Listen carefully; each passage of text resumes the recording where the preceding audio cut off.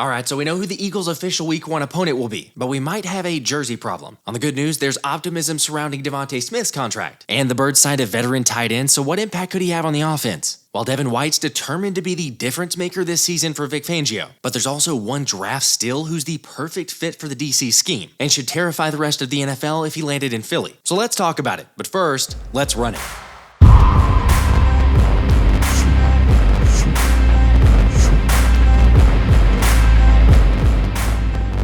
Hey everybody, how we doing? Hopefully better than I was after hearing the Eagles' Brazil opponent is officially the Green Bay Packers, because unfortunately I was planning on going to that game. However, just not going to happen with it being in Sao Paulo at Corinthians Arena, since there's actually an informal ban on wearing the color green in that stadium, due to green being the color worn by their bitter rivals. Have some decorum, we're at a funeral.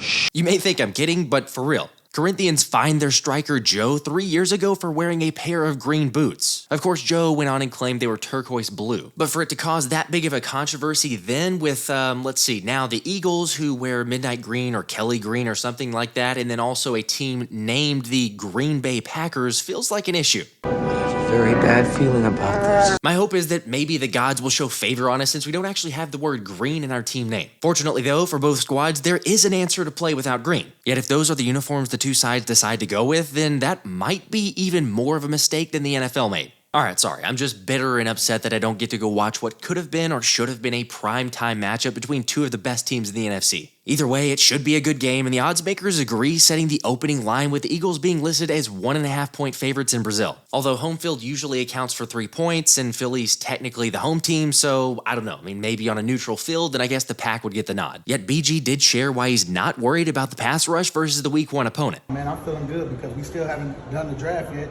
but you know, losing a player like Hassan, we definitely have to count on Nolan to make that leap for the next year. And I'm sure what he showed last year, he definitely gonna, he definitely showed already about, him trading away Hassan. But Bryce stuff, Sweaty, them guys, man, I'm excited of. And including myself, just helping them boys take it to the next level. I think I was gonna definitely do something in the draft, but I like what we got right now. Oh, by the way, while we're on the topic of unusual timings in NFL schedules, the NFL will be playing 2 games on Christmas Day, which falls on a Wednesday. Yet thankfully, seeing as how the Birds played on Christmas last year, I can't envision the NFL slotting them in there again. Anyway, I'm probably making a bigger deal out of this than I really should, but curious how y'all are feeling about the Week 1 official matchup. Also, just a reminder, in case you're not local to Philly and don't want to pay for a subscription to Peacock, myself and Thomas Mott will be live streaming for the game to keep you up on all the action if you want to go ahead and mark that down on your calendar. Okay, switching gears to good news though. The NFL also announced, according to Tom Pelissero, that they've revised the uniform policy to allow teams to use a third helmet design, meaning not only will we see the iconic midnight green and my personal favorite Kelly greens, but also the black on black uniforms are back. Don't worry, I'll be giving away a black helmet or black jersey or something like that once we know whenever that official game will be. Unfortunately, there is a jersey we won't be giving away as Philly announced several jersey number changes, as 31 is officially going to cornerback Tyler Hall with a former Raider taking Kevin Byard's previous number, and then Paris Campbell getting the 8-0 formerly worn by Julio Jones. Not sure I'm the biggest fan of that one. However, the swap that I'm struggling to come to terms with is Kenny Pickett getting Reddick's old number 7. Yeah, gonna take a while before that one feels right. And probably the same for Boston Scott's 35, after the Eagles gave his number to running back Ty Davis Price, which all but signifies the fact that the Birds' giant killer won't be back on the roster. I mean, sure, it's not definitive, but normally the Eagles hold these numbers back, especially if they're going to bring back a player who was previously on the roster. Now, the silver lining, though, is that we have a new giant killer and we'll be perfectly fine using their weapon against them. Oh yeah, the other jersey change to mention is Julian Okwara getting Zach Cunningham's previous number as he'll be the new number 52. And according to several individuals out there, drastically improves his odds of sticking around with the Eagles. I look good. I mean, really good. Well, you know what they say, look good, play good, feel good. And that's certainly the case from Devin White, who got his old 45 back from long snapper Rick Lovato, and has already been putting in the work after previously saying he's ready to right the ship and prove all the doubters wrong. Not gonna lie, with all the recent signings and moves and shakeups and everything else, they kind of get lost in the shuffle, but like I've said before, Devin White I really believe could end up being the best signing of free agency. Because for one, we all know the limitations the Eagles had with linebacker last year. Plus, even though White has struggled the last few seasons, it's not the same thing as bringing in a guy like Shaq Leonard. I mean, White's still in his prime with no slowdown in athleticism, and being on a prove-it deal in a system that can fully utilize his strength and speed has me really optimistic about his potential.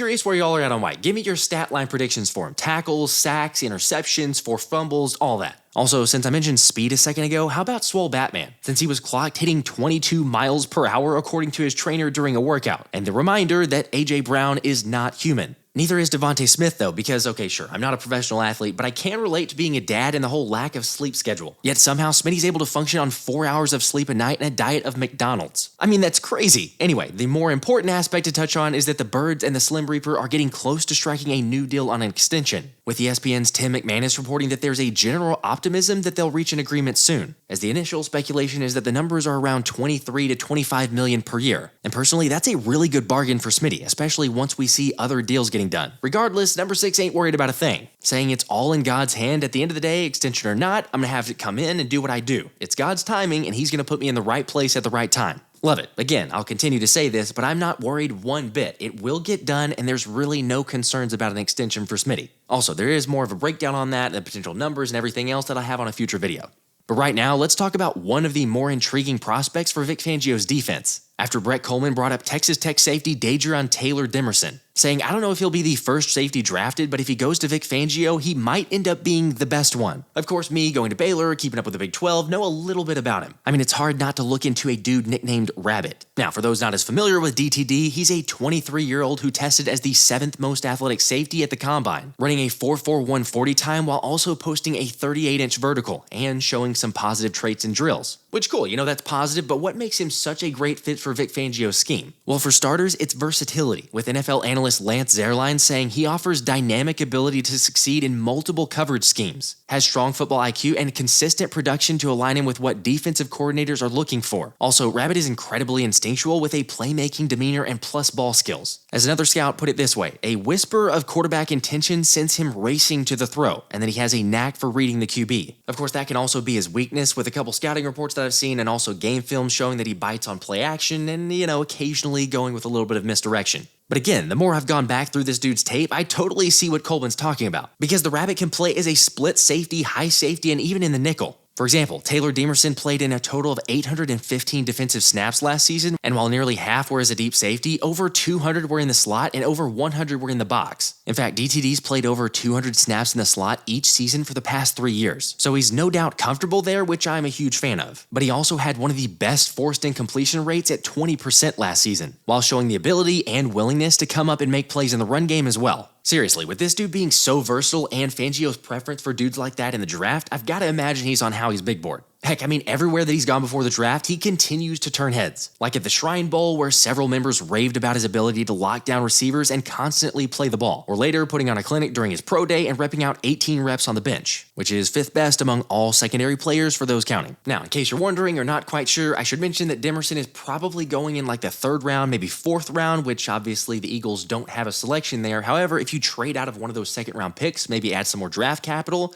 perhaps Howie Roseman considers drafting this dude. Look, I know we've already got CJ Gardner-Johnson locked in and the committal to Reed Blankenship via the extension that was done earlier. Plus, sure, it's great that Sidney Brown is progressing and appears likely to be good to start by the regular season. But as we all know, we're going to need more depth there. So I'll say it again, with as much anticipation and versatility as this dude brings, hopefully Howie Roseman pulls a rabbit out of his hat. Sorry, that was awful. Okay, but I want to know y'all's thoughts about DTD and any other prospects we should be considering. One guy I definitely need to bring up is tight end CJ Uzomah, after the Eagles signed the 31-year-old to a 1-year deal according to Mike Garafolo. And honestly, this is a solid move. Nothing crazy, but the ramifications are good because we need to replace Jack Stoll. Plus, you get a veteran presence backing up Dallas Goedert for really cheap if he even makes the roster. Ultimately, Uzomah is not going to get many snaps, and you really don't want him to. I mean, he's never had a season with over 500 yards in his career, but at least he's a much better blocking option than Alberto or Grant Calcaterra. Still, no concern for those of you thinking this ruins the idea of drafting a rookie tight end in this year's draft class. But let me know what y'all think about this in the comments.